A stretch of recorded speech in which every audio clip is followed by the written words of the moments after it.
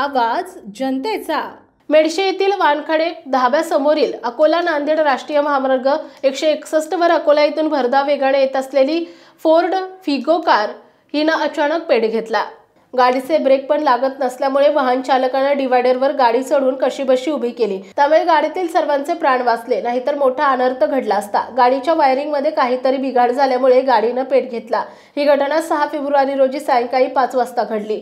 Ford Figo कंपनीची MH02 CP 9745 या गाडीमध्ये असलेले चालक मनोज बोबडे राहणार कोळगाव, मनोज देशमुख राहणार भेरा, ज्ञानबा बोरचाटे राहणार दही, राजू केळे राहणार मुंगळा, सुभाष डोबळे राहणार मुंगळा इत्यादी आग लागण्यापूर्वी खूप सतर्कतेने स्वतःचा जीव वाचवण्याकरिता गाडीतून उतरले।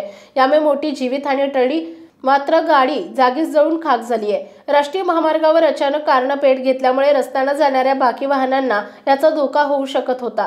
गावातील वैभव तायडे यांनी प्रसंगावधान राखत पोलीस यंत्रणेला संपर्क साधला आणि तात्काळ कर्तव्यावर असणारे जमादार भानुदास नेवाने आणि केशव घोडघासे यांनी घटनास्थळी पोहोचून घटनेचे गांभीर्य ओळखून सर्व वाहने दुसऱ्या मार्गाने वळवून ट्रॅफिक सुरळीत केली।